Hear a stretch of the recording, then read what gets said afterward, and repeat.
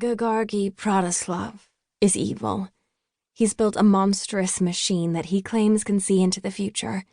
His great thinking machine consumes souls for fuel, and for reasons I don't understand, he wants to feed it mine, even though I'm no bird whose soul could light up a lamp or bring a mechanical creation to life, even though I'm 6.5 years old and have spoken my name aloud so many times that it must be solidly anchored to my body already.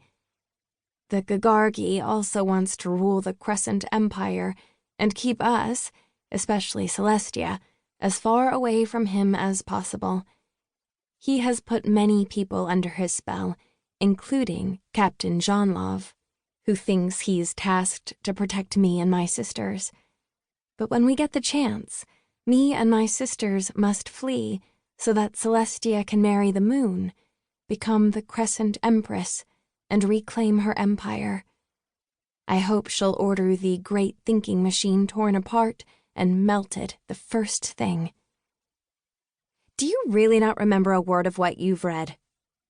Sibelia's sharp question yanks me back from my thoughts, and I've never been happier of her and Mariel's squabbling, even though not a day goes by without them arguing. It's dark here because of the curvature of the world and because we're above the Arctic Circle. Honestly, if you paid a bit more attention to something else besides your rats, you wouldn't be making a fool out of yourself every single time someone asks you a trivial question. Mariel sticks her tongue out at Sibylla. It's a dull, graying red, rather than the bright pink of Rafa's and Mufu's tongues. Though I often do as Mariel does, this time I don't. Sibylla's words calm me. Maybe there's still hope that one day we'll run free. Alina, could you move just a bit? Sibylla's tone is kinder than the one with which she spoke to Mariel. Sometimes I think they're afraid of me breaking, as if I were sculpted from glass.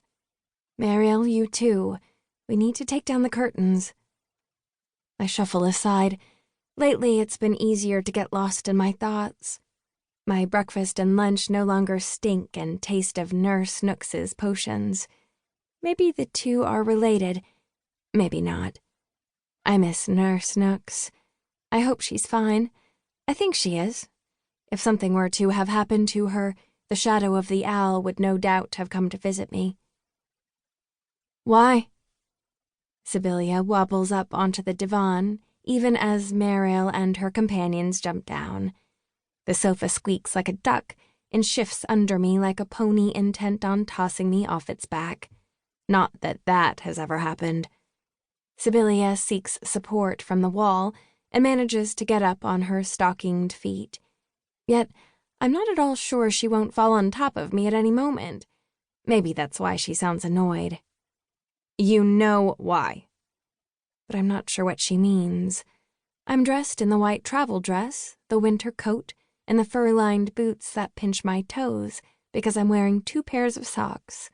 I've already bundled up everything that has been given to me during this awful journey. The nightgown, the simple woolen dress, and the sabots. The pearl bracelet Celestia and Elise made for me. Even the sheets and blankets from my bed. Throughout the day, Celestia and Elise have been... I'm not sure what they're doing, but it almost looks as if they're taking things apart. Elise has shredded her sheets and now wraps the pieces around the chipped teacups and saucers. Celestia is... It almost looks as if she's wrestling with the samovar perched on top of the cupboard by the door that leads to our cabins. Or then you don't, Sibylla mutters under her breath. She can't quite reach the silver clips holding the curtains up. She steadies herself against the glass, leaving behind a wet handprint. It's because it's better to be safe than sorry. But I still don't understand what she means. The last time we were about to leave the train, we didn't pack anything with us. Celestia had arranged her seed, General Munzanov, to meet with us at a town so tiny I can't recall its name. But then something happened, and we had to board the train again, leaving him and his troika behind.